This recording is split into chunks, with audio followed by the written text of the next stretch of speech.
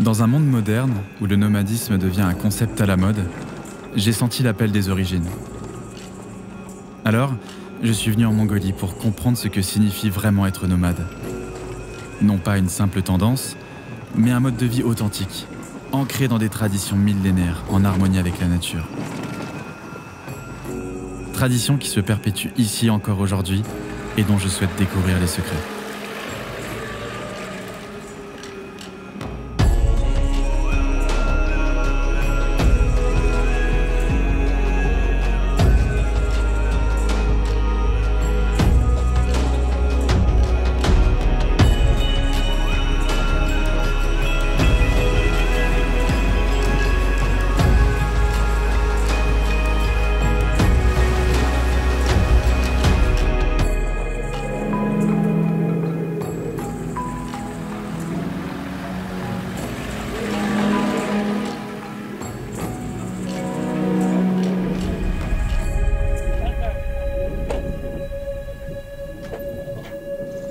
Bonjour, enchanté.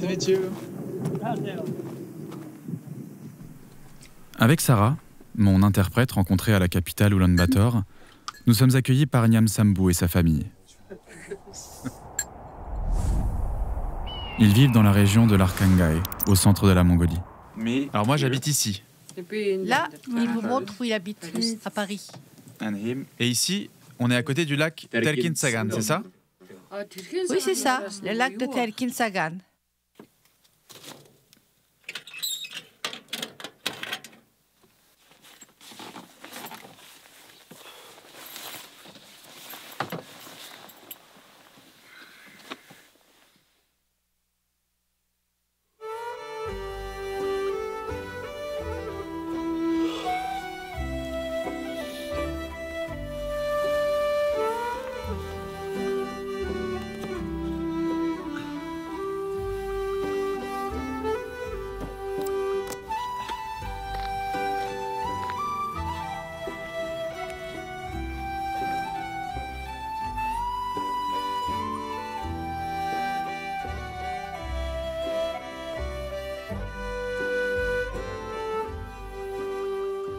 Il fait assez frais, les paysages sont magnifiques, ça fait du bien.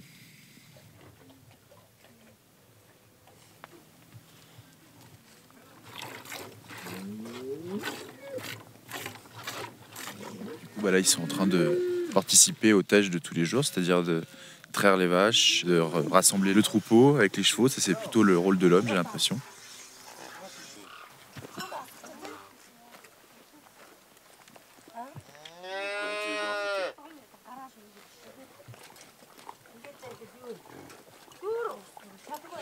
Et puis il s'occupe aussi des yaks.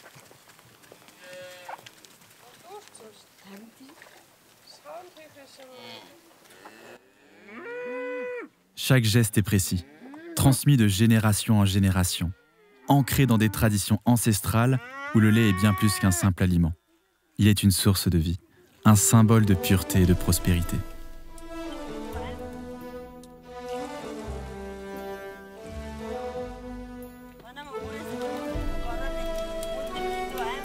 Pour les Mongols, ces aliments blancs, appelés tsaganidés, sont sacrés. Sous leurs mains expertes, il se transforme.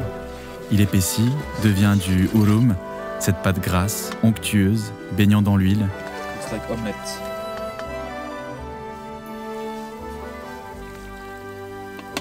Elle y ajoute du sucre, laissant se former une croûte dorée en surface.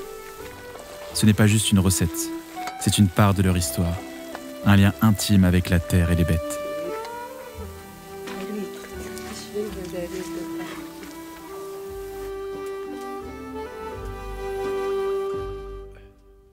Chaque bouchée est riche, saturée de saveurs brutes, intense, comme un écho de cette terre immense et sauvage.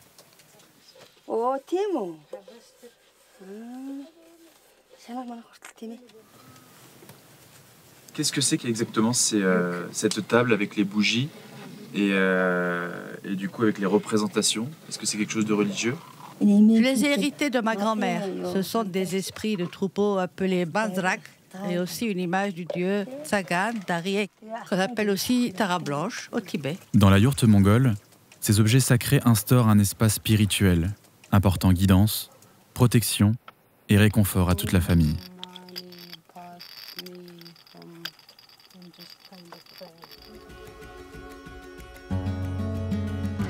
Pendant les jours qui suivent, je décide de prendre activement part à la vie du campement de Nyam Sambo et de sa famille. Allez. À l'autre Erlayak. Je me plonge dans leur quotidien, cherchant à m'imprégner au mieux de ce qui rythme leur vie ici. Je participe aux tâches essentielles. Traire les vaches à l'aube. C'est pas mal là. Coupe du bois pour alimenter le feu. Rassemble les animaux au coucher du soleil. Ces gestes, qui me semblaient d'abord étrangers, deviennent peu à peu des rituels partagés. Avec le temps, on apprend à se connaître, à se comprendre sans vraiment parler. Je les découvre et je les apprécie.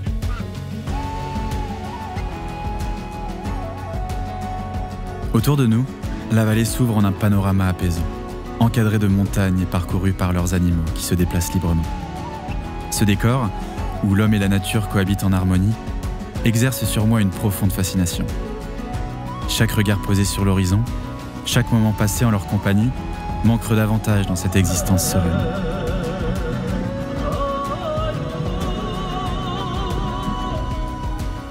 Mais au fond, quelque chose me manque. Ce n'est pas seulement ce campement que je suis venu chercher, pas uniquement le calme et la beauté des paysages. Ce que je veux, c'est comprendre le nomadisme, l'essence de leur mouvement perpétuel. Alors, avant de m'enraciner définitivement, je décide de parler en tête-à-tête avec Nyam Sambo. Alors du coup, si je suis venu en Mongolie, c'est pour savoir ce qu'est un vrai nomade. Comment est-ce que moi, je peux devenir un vrai nomade mongol ? Si vous voulez vraiment comprendre notre mode de vie, devenez éleveur et apprenez à monter à cheval. Cela dépendra de votre motivation. Chevauchez jusqu'au lac Chinkar. En montant à cheval et en dormant sous les étoiles, vous comprendrez alors ce qu'est la vie d'un éleveur. Mais surtout, écoutez votre voix intérieure. Et quand vous voyagerez à travers notre pays, vous assisterez peut-être à des festivités dans les campagnes, et notamment au festival des 3 jeux virils, le Nadam. Participez alors à ces compétitions, la lutte, le tir à l'arc et la course de chevaux. Ainsi, vous découvrirez spontanément qui vous êtes. Et du coup, c'est quoi d'ailleurs le Nadam ? Le Nadam, qui signifie jeu en mongol, est le plus grand événement traditionnel de Mongolie. J'ai d'ailleurs moi-même remporté quelques médailles lors d'épreuves équestres. Il s'articule autour de 3 jeux traditionnels: la course de chevaux, la lutte et le tir à l'arc. Les paroles de Nyam Sambo résonnent en moi. Pour comprendre l'essence de leur mode de vie, je dois apprivoiser un cheval, puis chevaucher jusqu'au lac Ulangchinkar. Ce lac, qui signifie littéralement lac noir en mongol, se trouve à près de 400 km à l'ouest de notre position. Un trajet qui nous prendra au moins 20 jours. Il évoque également le Nadam, le festival des 3 jeux virils, la course de chevaux, la lutte et le tir à l'arc. Ces épreuves ancestrales, instaurées par le conquérant Genghis Khan, étaient destinées à désigner les meilleurs guerriers. Et elles demeurent le cœur battant de la culture mongole. Je suis bien décidé à me lancer dans cette folle aventure. Mais il y a un problème. Je ne suis encore jamais monté à cheval. Et apprivoiser l'un d'entre eux, eh bien, encore moins.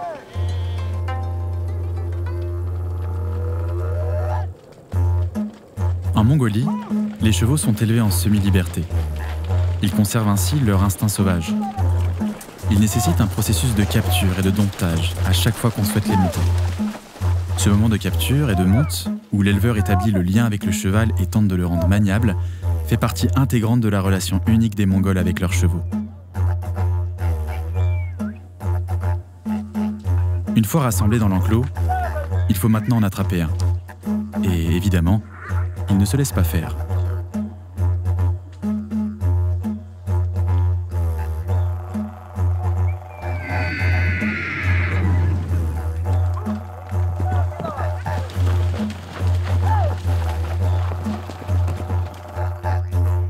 La course-poursuite débute.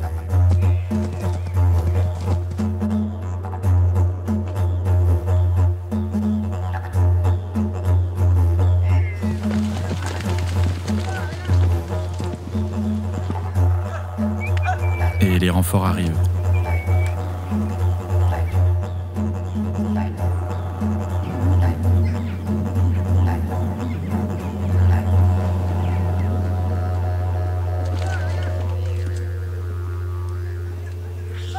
Ils arrivent finalement à le rattraper. Mais ce n'est pas fini.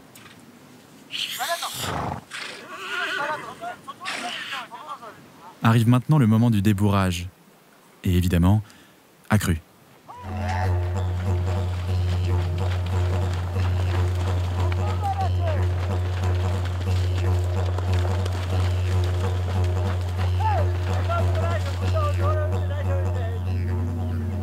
Le cheval terminera par accepter son sort, à redevenir docile pour quelque temps. Car après, il sera de nouveau relâché avec ses congénères.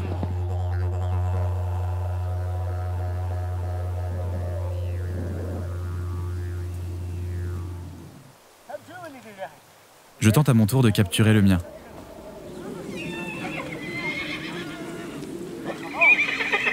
Mais la prise est bien maigre.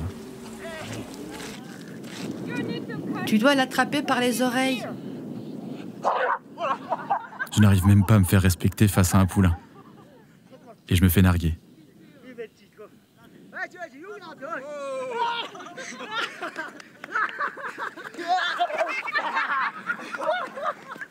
Après avoir apprivoisé les chevaux dont nous avons besoin pour l'expédition, ils finissent par les relâcher dans la nature. Je suis un peu surpris par cette violence. Mais qui suis-je pour juger leurs pratiques ancestrales ? C'est déjà le jour du départ. On nous emmène dans un campement voisin, des amis de Nyamsambu. Là, il y a 10 kilos de bœuf pour les 20 jours à cheval. Et donc là, on va les préparer, donc c'est-à-dire qu'on va les saler pour pouvoir les conserver plus longtemps.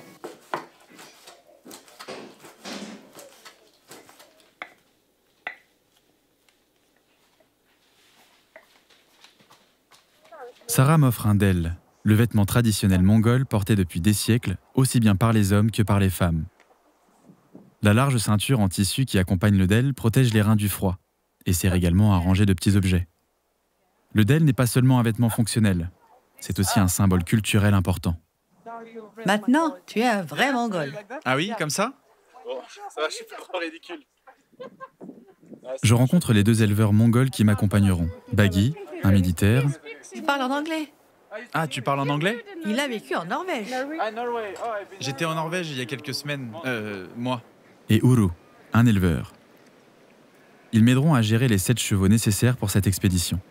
Certains seront montés, d'autres serviront de chevaux de bas pour porter une partie de notre matériel, tandis que le reste se reposera. Mais ils s'occuperont aussi du bœuf. En Mongolie, les bœufs, avec leur force et leur endurance, sont préférés pour les charges lourdes. Ils sont capables de transporter de grandes quantités de matériel et de traverser des terrains difficiles, comme les rivières ou les collines. Après les dernières préparations, vient le moment pour moi d'enfourcher mon cheval pour la première fois. Ici, les chevaux n'ont pas de nom. On les appelle généralement par leur couleur. Je décide de transgresser cette règle et de l'appeler Melke, ce qui signifie tortue en mongol. Le moment du départ est empreint de solennité. Dans la tradition mongole, offrir de l'argent avant un départ est un geste symbolique pour attirer la chance, la prospérité et la protection. En versant un peu de lait sur le sol, la mère de Baggy nous accorde sa bénédiction.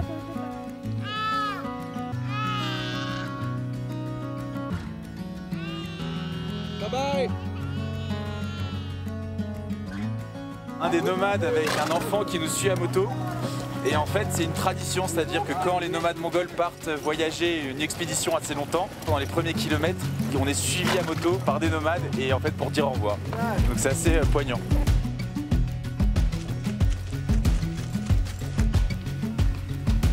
Après quelques heures de chevauchée, on arrive à notre point de départ officiel, le lac de Terkin Tsagan, qui signifie lac blanc de la rivière Terk, le joyau de la région de l'Arkhangaï et l'un des plus beaux lacs du pays.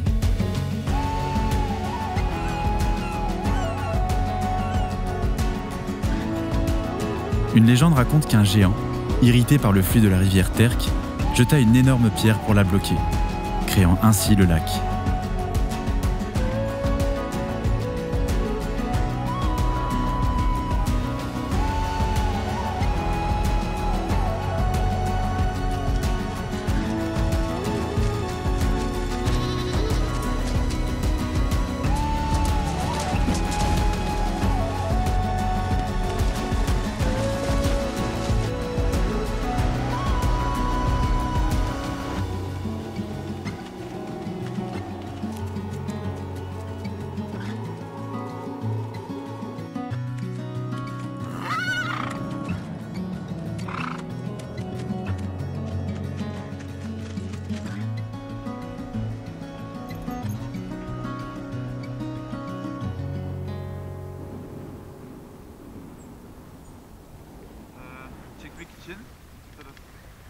On décide d'établir notre premier campement aux abords du lac.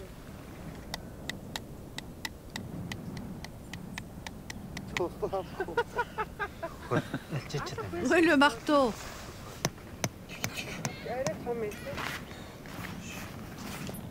Chacun trouve naturellement sa place, s'attribuant instinctivement un rôle, comme si tout était déjà réglé. Uru s'occupe du feu. Baggy, du bois.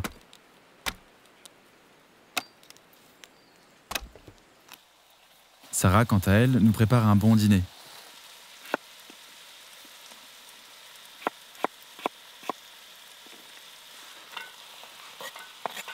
Et puis, il y a moi. Oh merde.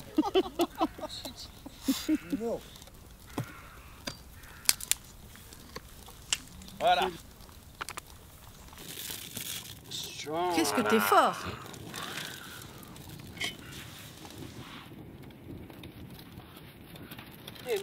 On met d'abord les légumes. Oh.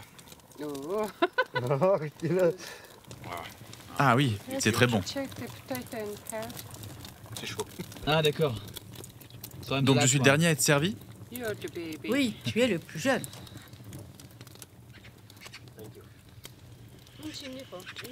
Du coup, c'est la première fois que vous faites ce genre d'aventure? Ça fait quoi de partir 20 jours à cheval, si vous l'avez jamais fait? Est-ce que c'est un challenge pour vous? À la base, je pensais que ce voyage durerait 10 jours maximum. Alors oui, on m'avait évoqué un voyage de 20 jours. Mais je n'y ai pas cru. C'est seulement hier matin que j'ai appris ça. Mais je n'ai pas hésité. C'est un voyage qui a l'air bien plus difficile que je ne le pensais. Et toi, t'en as pensé quoi? 20 jours. Au début, ça semblait difficile. Mais c'est pour ça que je vais y arriver. Donc pour toi, c'est un challenge. Oui, un challenge.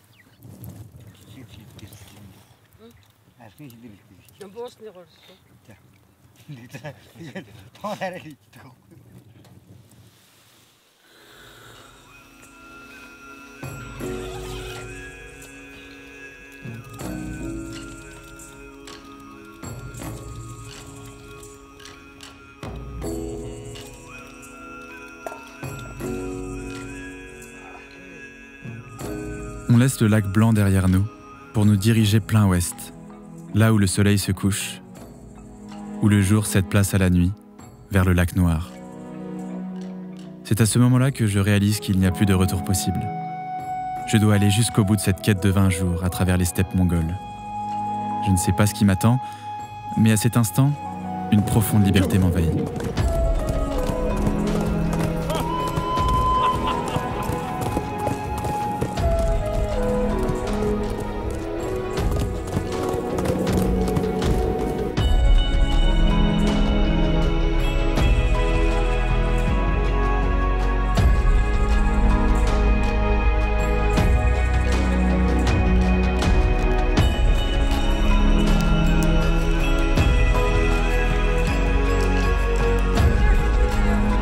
Ici, les rencontres avec d'autres personnes sont rares et précieuses.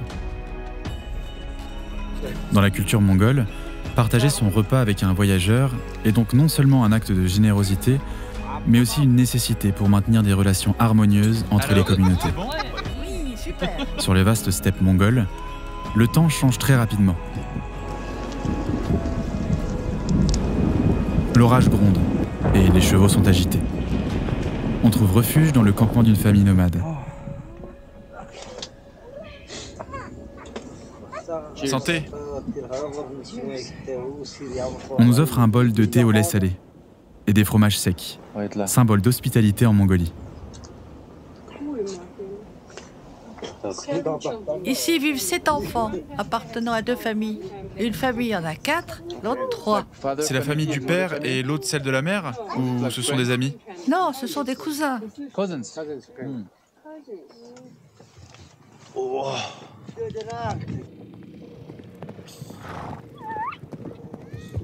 Alors là, le petit qui monte à cheval, il a que 6 ans. Moi, à 6 ans, je faisais quoi? Pas grand-chose.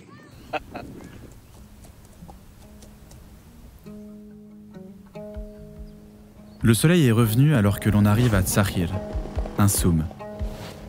C'est une petite unité administrative, l'équivalent d'un district ou d'une commune. C'est là qu'on trouve les services essentiels pour les nomades, comme des écoles, des hôpitaux et les bureaux du gouvernement local. On profite de cette étape pour nous réapprovisionner et planifier les jours à venir. Dès demain, nous serons livrés à nous-mêmes, sans réseau, face à un terrain de plus en plus exigeant. La traversée de la chaîne de montagnes du Khangai nous attend. Et en son centre, culminant à 4008 mètres d'altitude, la montagne sacrée d'Otkontenger. Des habitants nous invitent à installer notre bivouac autour de leur yourte.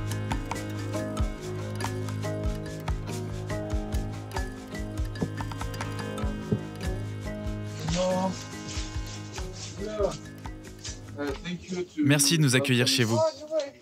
Qui est l'autre? Elle est absente pour le moment. Il vous remercie de nous accueillir chez vous. Ce soir, c'est à mon tour de cuisiner, à l'occidental.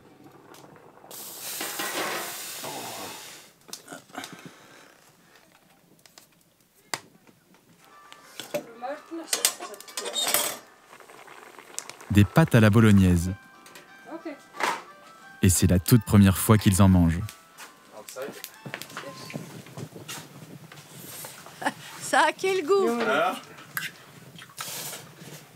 Alors tu aimes?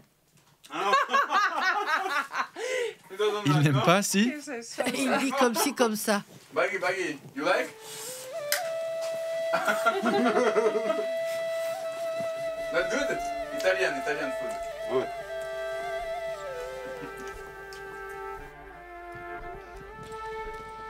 Nous quittons Tsahir avec tout ce dont nous avions besoin, et même un nouveau compagnon venu compléter l'équipe. Notre bœuf fatigué, alors on en a acheté un autre.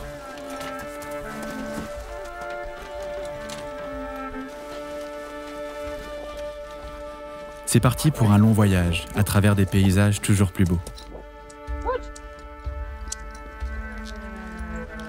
On montait notre camp en plein milieu de plaines désolées. J'avais l'impression d'être un petit point au milieu d'un magnifique tableau. Chacun toujours à sa tâche respective. Uru déniche toujours du bois pour le feu d'Onsezu. Ça fait 21 ans que je suis paysan. Petit, je courais à cheval en compétition. J'ai gagné plein de médailles et bien d'autres récompenses.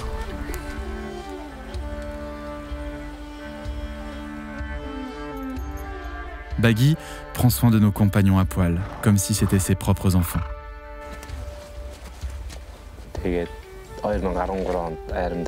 Ça fait 6 ans que je travaille à l'armée.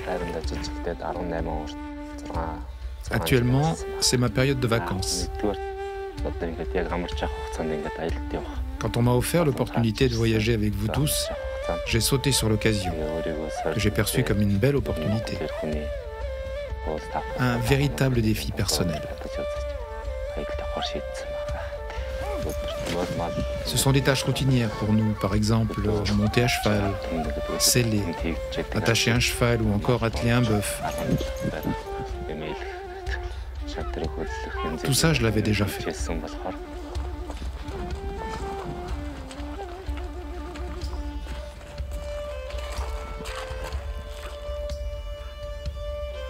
Mais ça reste un défi pour moi car je n'avais encore jamais vécu une aventure aussi longue, à dormir chaque nuit sous tente. Mais c'est plutôt cool.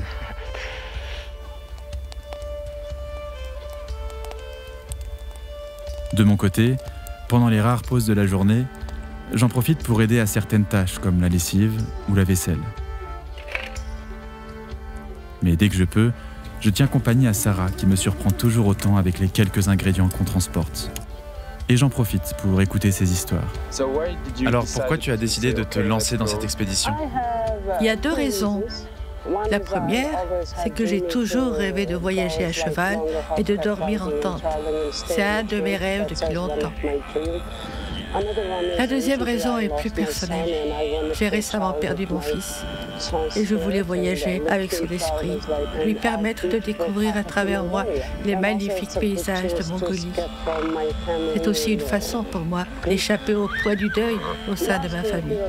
L'année dernière, il m'a confié qu'il rêvait de visiter nos campagnes. Aujourd'hui, j'ai l'impression que ce voyage réalise ce rêve, pour lui et pour moi. À mesure que l'on avance et que les reliefs deviennent plus escarpés, les nomades se font plus rares, laissant place aux hordes de chevaux et de yaks qui observent notre passage avec curiosité.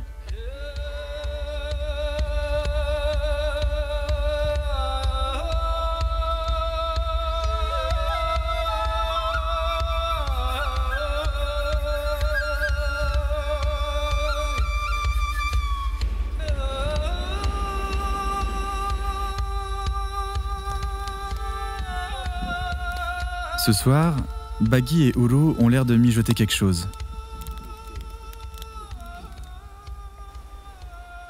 Je décide de les suivre. Ils vont chercher un trou où il y a une marmotte dedans. Et ils vont placer le piège qui va en fait les attraper s'ils sortent de leur terrier. Et là, ils regardent chacun des trous s'il n'y a pas une marmotte qui s'est réfugiée.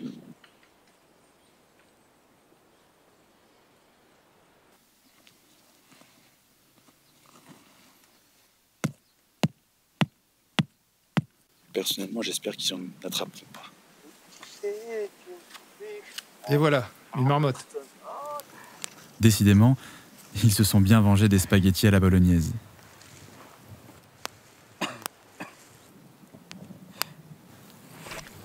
La méthode de préparation est une technique ancestrale et traditionnelle mongole assez ingénieuse. Une fois l'animal vidé et nettoyé, ils y insèrent des pierres chauffées à blanc dans le feu. Ces pierres, brûlantes, cuisent la chair de l'intérieur.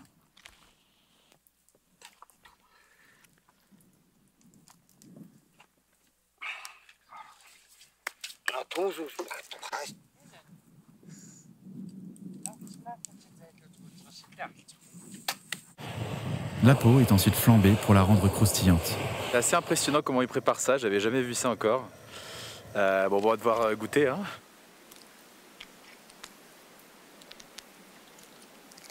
Oh, what's this? This one, this part? Un morceau de pâte. Donc apparemment c'est très courant en Mongolie, quand ils font un petit barbecue, ils se font une marmotte, comme ça.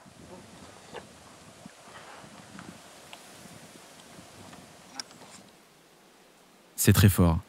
Je n'aime pas vraiment. Mais j'essaye de ne pas le montrer. En tout cas, eux, ils ont l'air de se régaler.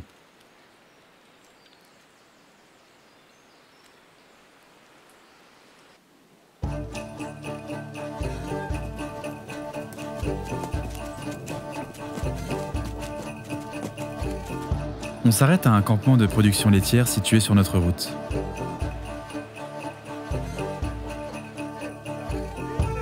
Des jeunes jouent au basket et je décide de me joindre à eux, résolu à leur donner une belle leçon qu'ils ne seraient pas prêts d'oublier.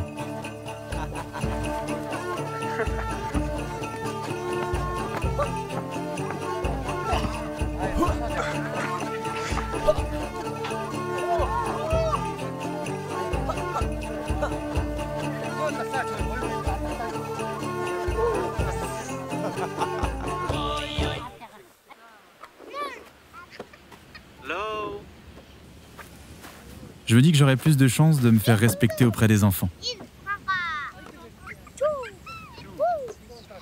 Viens ici et tends-moi la main. Allonge-toi comme moi. Voyons qui est le plus fort. Si tu appuies sur Baba et la fais venir du côté gauche, tu gagnes. Allez, plus fort.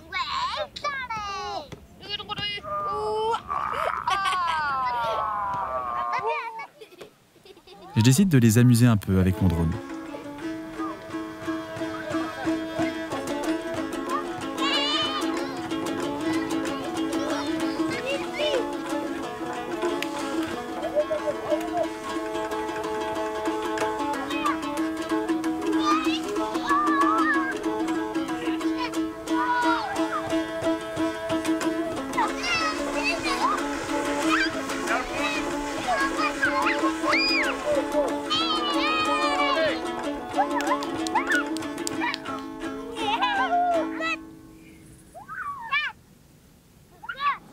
Juste à côté, certains membres du camp sont en plein désassemblage d'une yourte.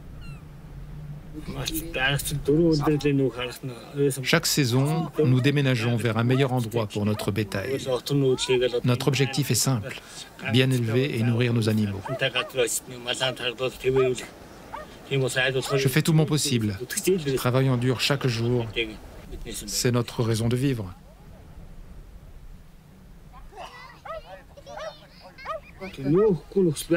Si je n'ai pas d'herbe ici et que je ne bouge pas, mes animaux mourront. Par conséquent, pour permettre à nos animaux de grandir, nous nous déplaçons vers des terres où nous trouvons abondance de pâturage et de nourriture. En général, s'il n'y a pas d'herbe ici, nous ne pouvons pas nourrir nos animaux. Si le foin n'est pas récolté, nos animaux ne pourront pas survivre. C'est pour cela que nous migrons constamment.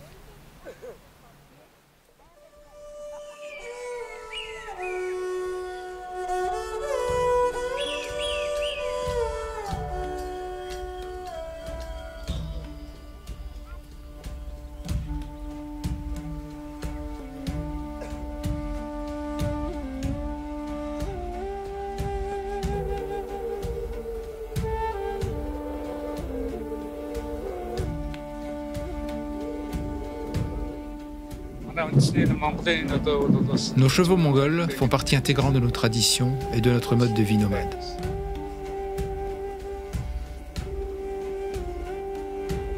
Et cette charrette était traditionnellement tirée par des bœufs. Nous avons encore l'habitude d'utiliser ce type de charrette dans notre vie quotidienne.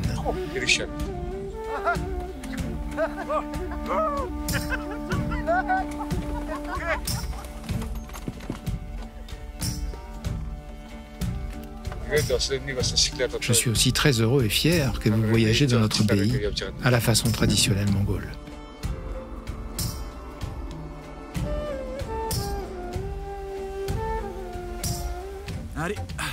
Allez Milky, allez.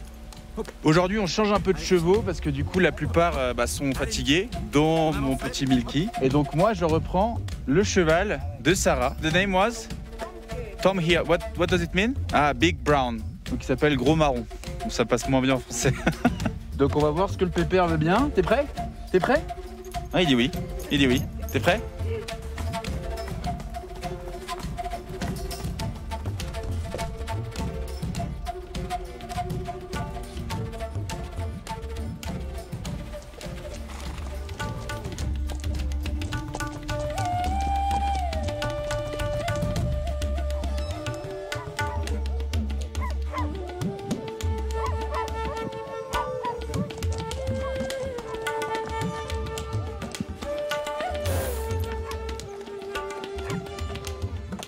Bonjour. Mathis, enchanté.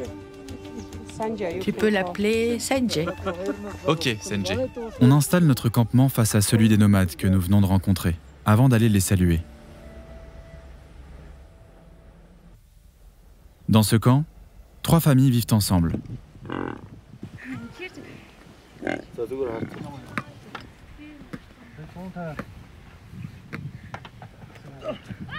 Parmi eux, une jeune archère, arrivée 3e lors des dernières compétitions d'un Nadam local.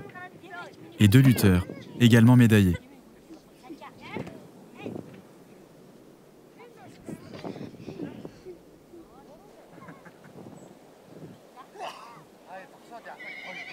Avec beaucoup de fierté, ils me partagent leur discipline.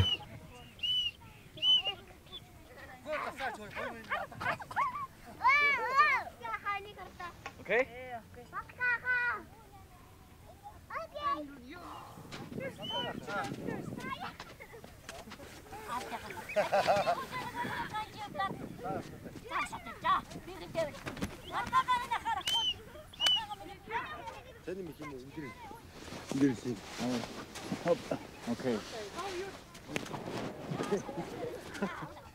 This?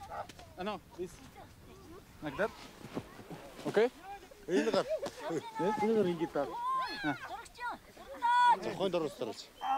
Ah d'accord, avec mon genou.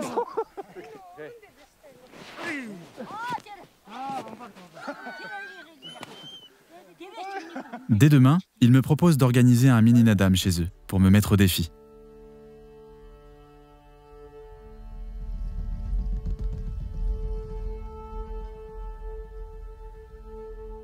La nuit fut très fraîche.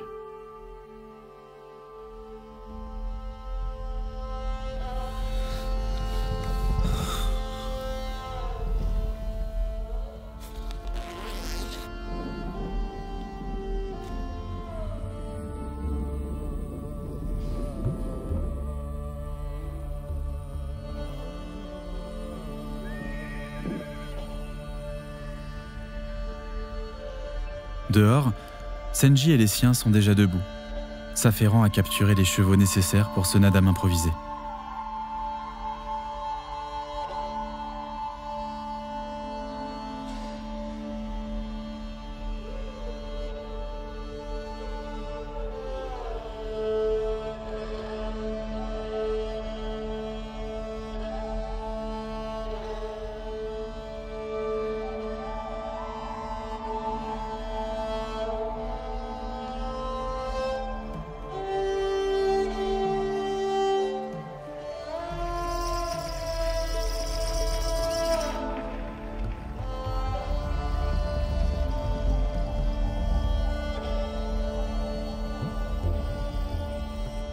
Les Mongols célèbrent les 3 sports virils tous les ans, autour du 11 juillet.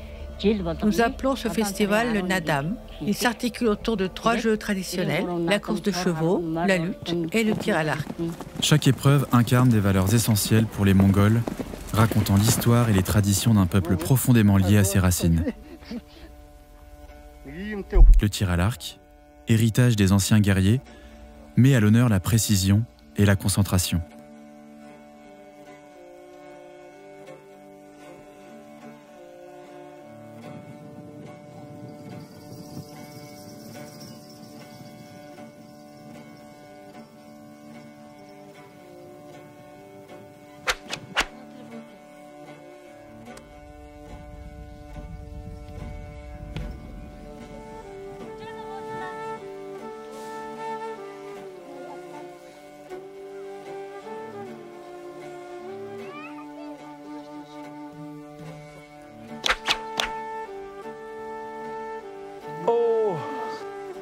La course de chevaux, menée par des jeunes cavaliers, reflète l'harmonie entre l'homme et l'animal.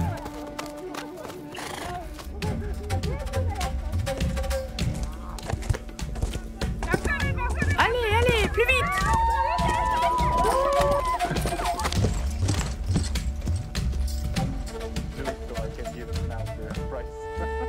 Et enfin, la lutte, symbole de force et d'endurance, voit s'affronter des lutteurs vêtus de tenues traditionnelles dans un tournoi à élimination directe. Ah oui, c'est du sérieux là. Il a été champion en 2020 de sa région. Avant chaque combat de lutte en Mongolie, les lutteurs exécutent la danse de l'aigle. Ah, juste un? Two, one. Ok, two, one, two. Ok. Ok. Bras étendus comme des ailes, ils imitent l'aigle sacré, symbole de force, de liberté et de noblesse. Cette danse rituelle est un hommage aux esprits et aux ancêtres, une invocation pour leur bénédiction avant l'affrontement. En la réalisant à leur côté, je m'imprègne de cette tradition ancestrale, me préparant non seulement physiquement, mais aussi spirituellement, à embrasser les valeurs de courage et de respect qui caractérisent la lutte mongole. Tu devras te battre contre chacun d'entre eux. Comme le champion, tu affronteras tout le monde. Ok.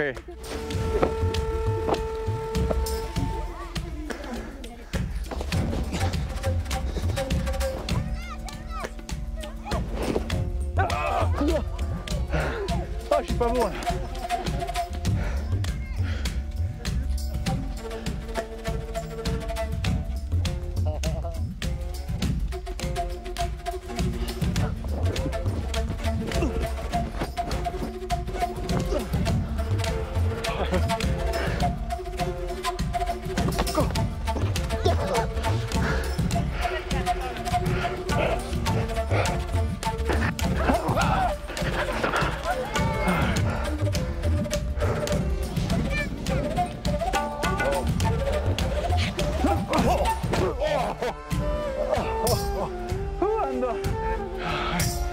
Oh, la chute était forte là. C'est la finale. Les deux frères s'affrontent.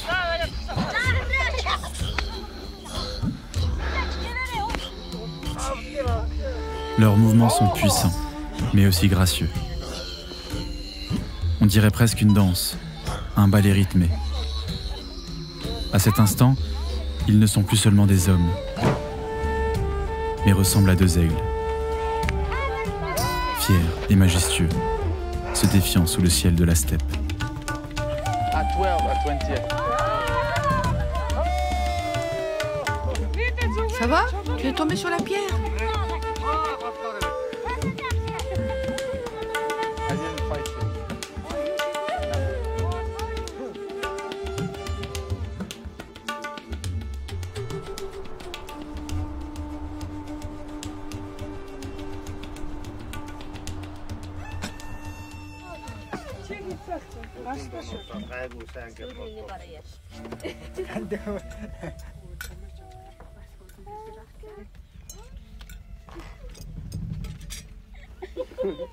L'heure est à la fête.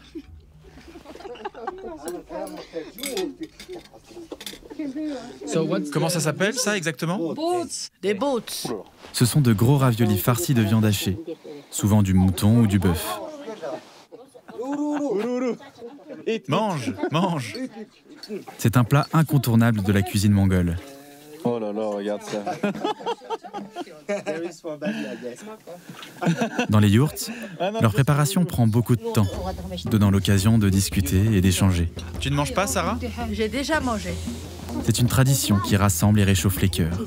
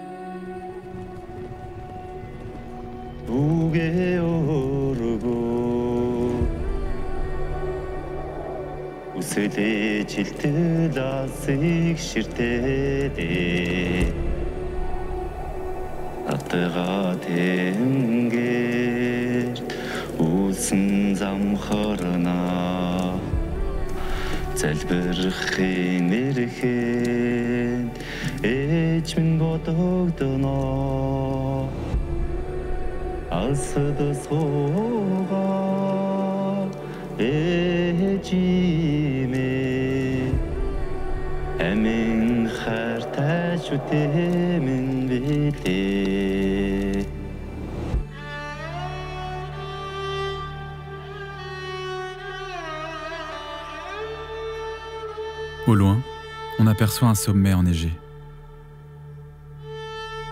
La montagne sacrée d'Otkontenger.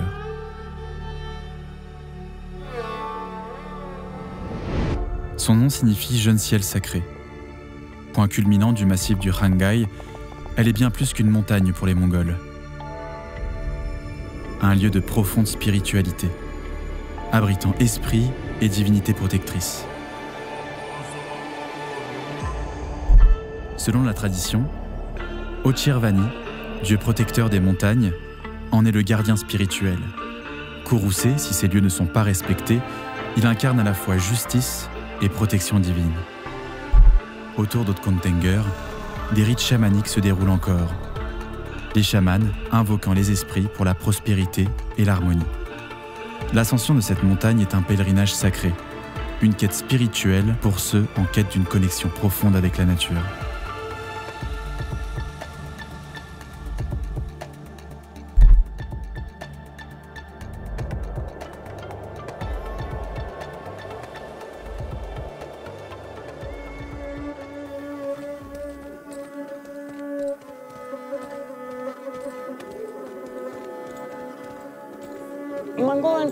Pour les Mongols, l'esprit humain demeure parmi nous après la mort.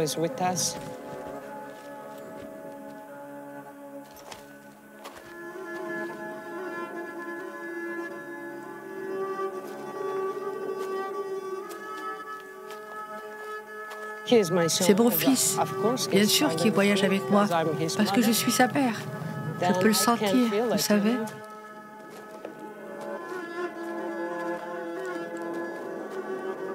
Au pied de la montagne, où les cieux se confondent, la statue du divin veille en silence profond.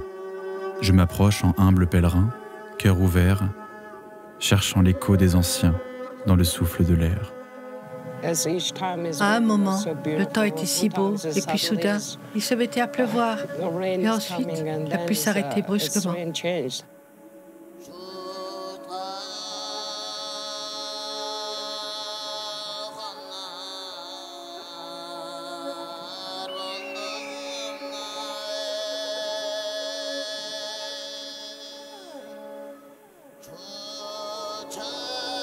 Sur cette planche de bois, je plie le genou, prosterné devant l'esprit qui réside en ce lieu. Les mains jointes s'élèvent vers le firmament bleu, redescendent vers mon front, mon cœur, mon vœu.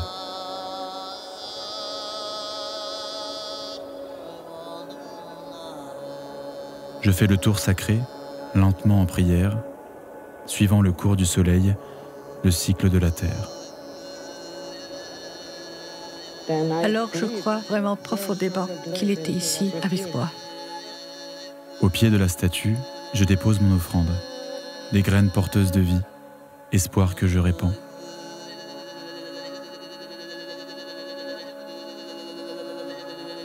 Je suis certaine qu'il est heureux et fier de moi, et de toi aussi.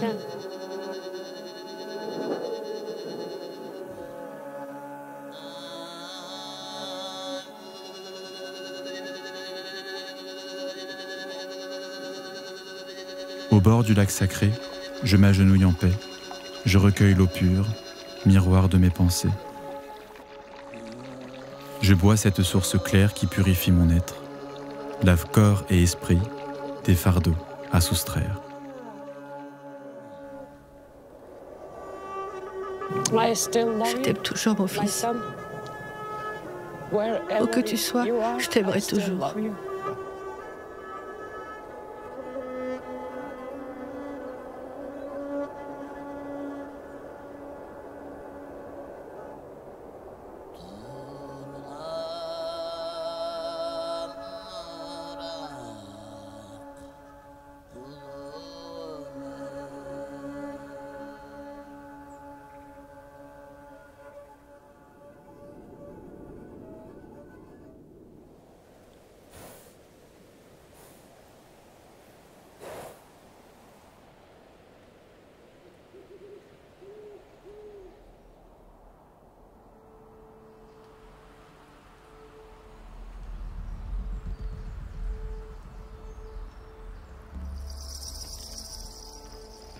On quitte la montagne sacrée d'Otkontenger en silence, mais le cœur léger.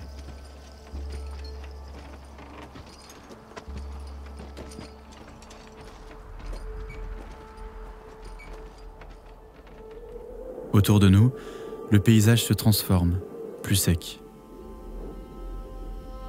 Mais c'est en nous que le changement est le plus profond. Chacun est plongé dans ses pensées, encore imprégné de l'expérience qu'on venait de vivre. Sarah est très calme, comme si un poids l'avait quittée. Sur cette montagne sacrée, elle a trouvé une forme de paix, une connexion avec son fils qui dépasse les mots. Peut-être a-t-elle senti sa présence dans le vent, dans la lumière qui baignait le sommet, ou dans le murmure des esprits de la montagne. Quant à moi, je réalise que cette aventure à travers les steppes n'est pas seulement une épreuve physique, mais une véritable quête intérieure. Je laisse derrière moi des certitudes, des attentes, pour me confronter à l'essence même du nomadisme.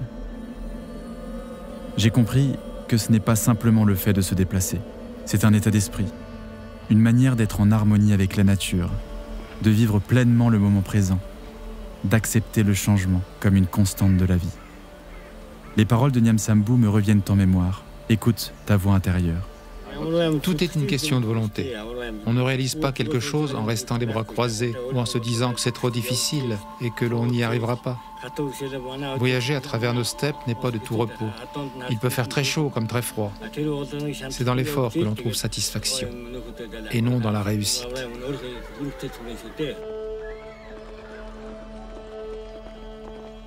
Être nomade, c'est apprendre à lire les signes du monde qui nous entoure, à respecter les forces qui nous dépassent, à trouver la richesse dans la simplicité. C'est comprendre que chaque rencontre, chaque paysage, chaque instant est unique et précieux. C'est accepter que l'important n'est pas la destination, mais ce que l'on vit entre le départ et l'arrivée.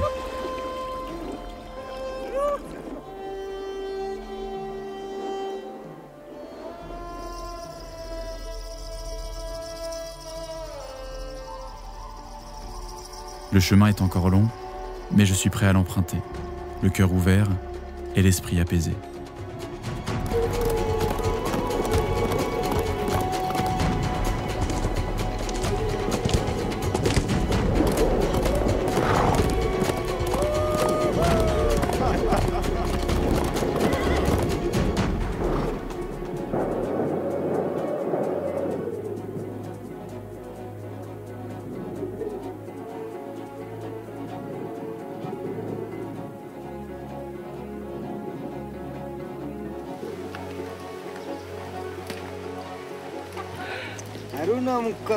Ariuna et Munku vivent à Zafran. Ils viennent chez moi de temps en temps. Tu n'as pas leur numéro? L'écran de mon ancien téléphone était cassé.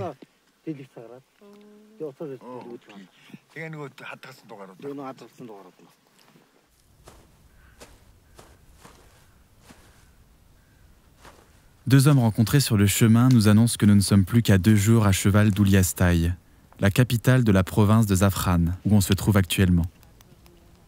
Ce n'est pas trop tôt. Mes fesses commencent sérieusement à souffrir.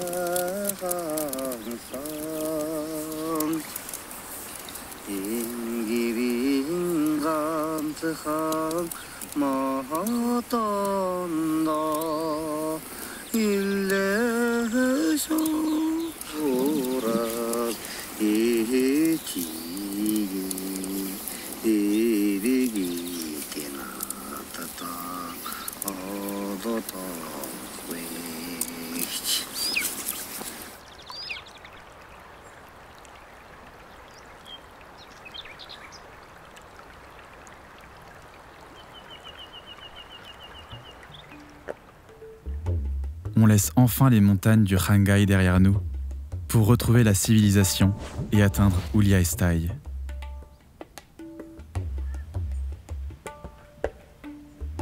Nous sommes attirés par une agitation en bordure de la ville. Nous célébrons aujourd'hui le titre d'éléphant en lutte. Je suis heureux de partager ce moment avec vous. Faites un tonnerre d'applaudissements. La ville organise un des derniers nadams de Mongolie, en l'honneur d'un lutteur originaire de la région, Mongtorin Kavagerol. Il est lutteur avec le titre d'éléphant national, un titre honorifique décerné aux lutteurs atteignant les 8e de finale des grandes compétitions mongoles, symbolisant force et prestige. Tous les meilleurs de la discipline sont présents.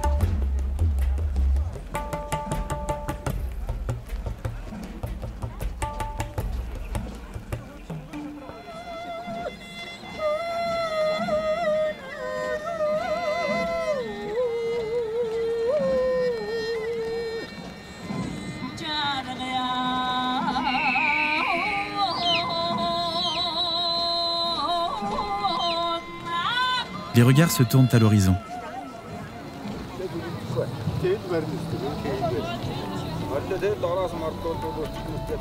La première épreuve du Nadam commence.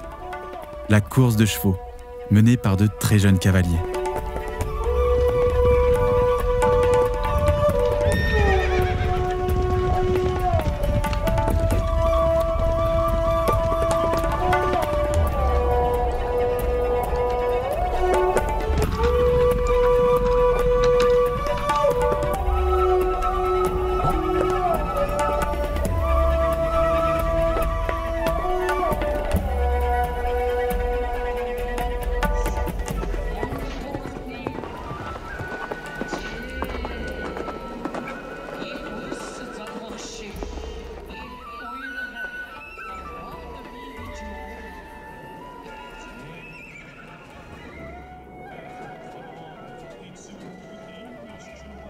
C'est l'occasion. Avec Sarah, je pars tenter ma chance. Je demande à Mongtorin si je peux le défier, lui ou ses confrères, lors de l'épreuve de lutte. Il palpe rapidement mes muscles avant de m'inviter à me rendre au stade de la ville, où se déroulent les combats.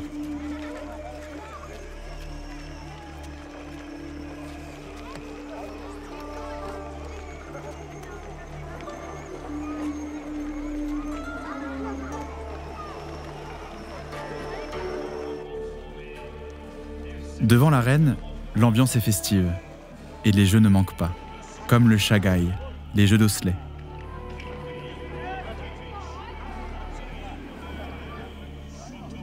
Quant à moi, je me dirige vers le terrain où se tiendra la lutte. J'explique aux officiels que je viens de la part de Mongtorin, et ils acceptent ma participation à l'épreuve. Mon nom est inscrit sur la liste officielle. Ce sont les jeunes lutteurs. Ah, les jeunes lutteurs, donc on n'est que deux. Les merdes. On n'est que deux sur la petite feuille qu'il a notée. En gros, c'est les deux plus nuls de tout le monde. Je suis pas le seul au moins. Je suis pas le seul à être le plus nul.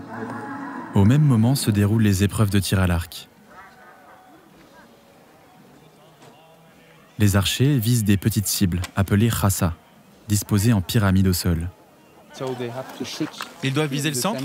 Non, pas le centre. Que ce soit le milieu ou les côtés, c'est la même chose. Ah, ça n'a pas d'importance. Il faut donc juste toucher la cible, c'est ça?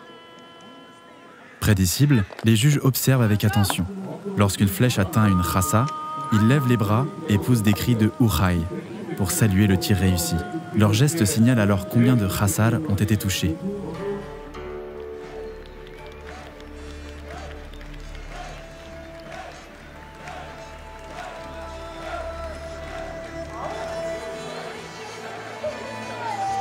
En Mongolie, il est traditionnel, lors d'une salutation ou d'une invitation, d'échanger une tabatière contenant du tabac à priser. On sent le tabac, puis on le rend de la même manière.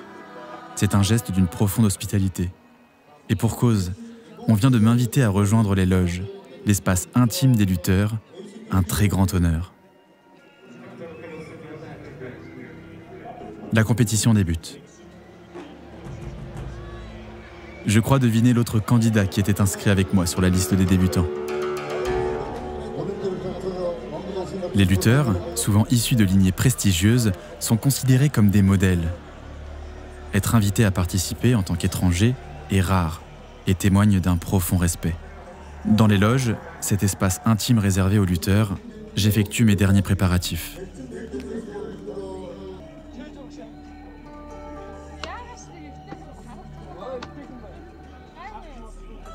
Je m'entraîne une dernière fois à la danse de l'aigle.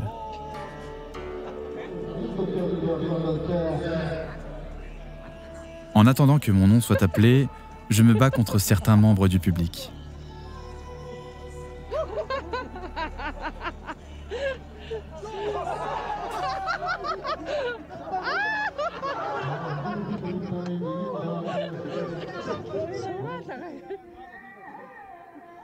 Un lutteur, visiblement amusé, décide de me lancer un défi en attendant son tour dans le stade. Allez, c'est à ton tour. Il s'appelle Ulsinkar Saga Pekturen et détient le prestigieux titre de lutteur national.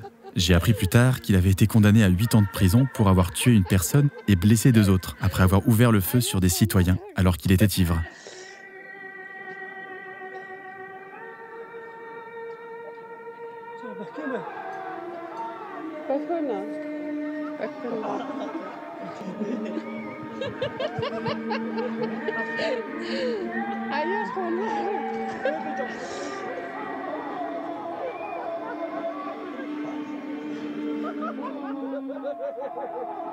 Big Zé, continue! On veut continuer à profiter du spectacle.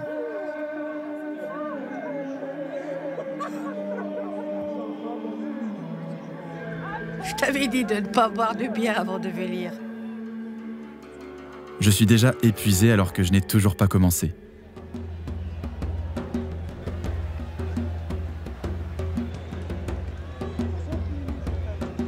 C'est bon, tu peux y aller. C'est à mon tour. Bonne chance!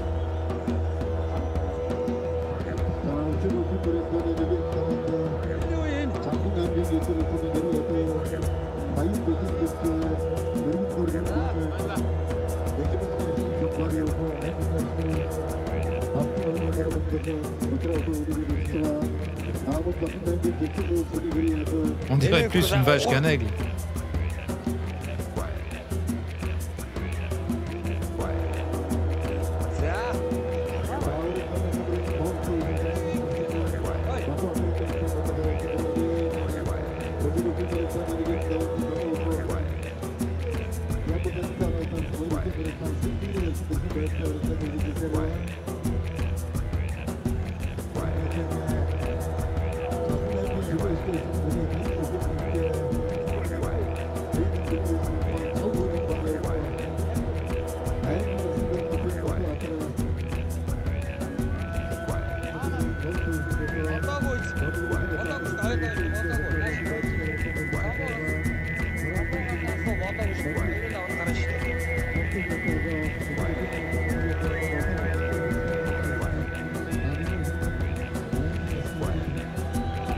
Attrape son poignet.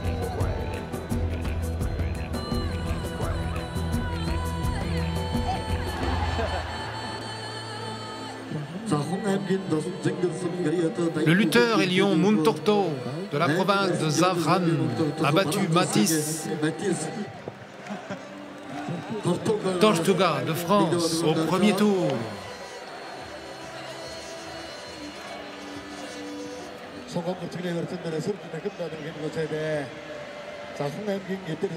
On m'offre un lot symbolique de 10 000 tougris, soit environ 3 €.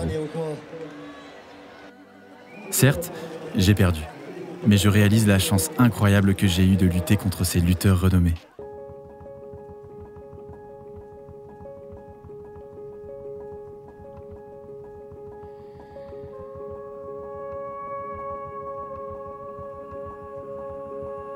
Bientôt 20 jours que nous traversons steppes, montagnes, rivières et forêts. De jour comme de nuit, à la manière des nomades de Mongolie.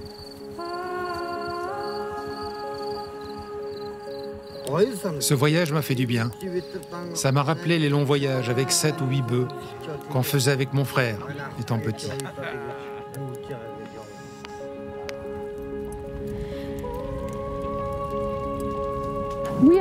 Nous sommes les derniers vrais nomades de ce monde. C'est ce que je crois. Parce que notre mode de vie nomade est complètement différent du reste du monde. Ça fait 2000 ans, depuis l'empire des Xiongnu jusqu'à l'empire mongol. Et maintenant, aujourd'hui, nous, le peuple mongol, portons cet héritage dans notre sang.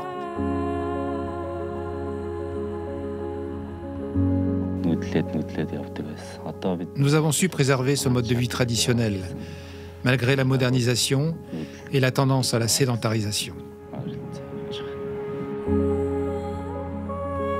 On aperçoit enfin le lac Noir, notre destination. Pourtant, au fond de moi, je ressens déjà que j'ai trouvé ce que je suis venu chercher. Être nomade ne se résume pas à monter à cheval, tirer à l'arc ou participer à des épreuves de lutte. Non, ça va bien au-delà. L'essence même du nomadisme réside dans la connexion. Il est essentiel de créer des liens avec les gens. Savoir se connecter avec ce qui nous entoure, avec l'autre. Alors que nos sociétés occidentales ont appris à domestiquer ou à contrôler leur environnement, où la nature est perçue comme une ressource à exploiter ou un environnement à maîtriser, les nomades mongols, eux, ont décidé depuis des générations de ne faire qu'un avec elle, de faire partie intégrante du vivant.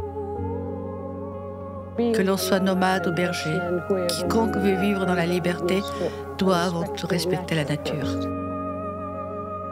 On se sent partie d'un tout.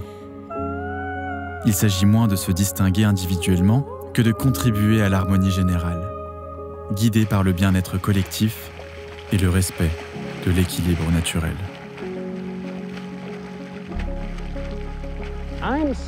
Je suis tellement fière de toi. Tu as seulement 1 an de plus que mon fils aîné.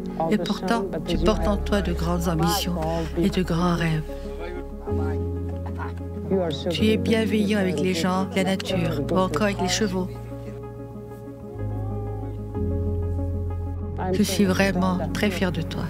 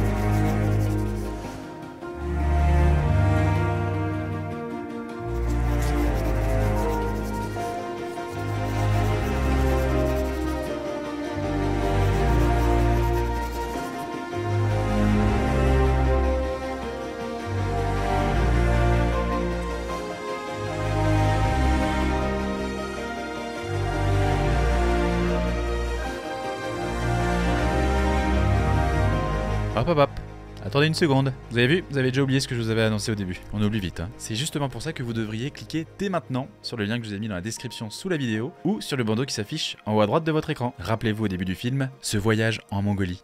Avec moi, adapté à tous les niveaux, même si vous n'êtes jamais monté à cheval. C'est l'opportunité de réaliser votre rêve avec moi et je vais tenter de vous proposer un prix qui est vraiment abordable. Alors je vous invite à le faire maintenant avant de quitter la vidéo, surtout si vous avez apprécié et passé un bon moment devant ce documentaire. Et surtout, n'hésitez pas, je suis là pour répondre à toutes vos questions en commentaire de cette vidéo. Merci encore pour votre temps et à très bientôt, peut-être même avec moi sur les steppes mongoles.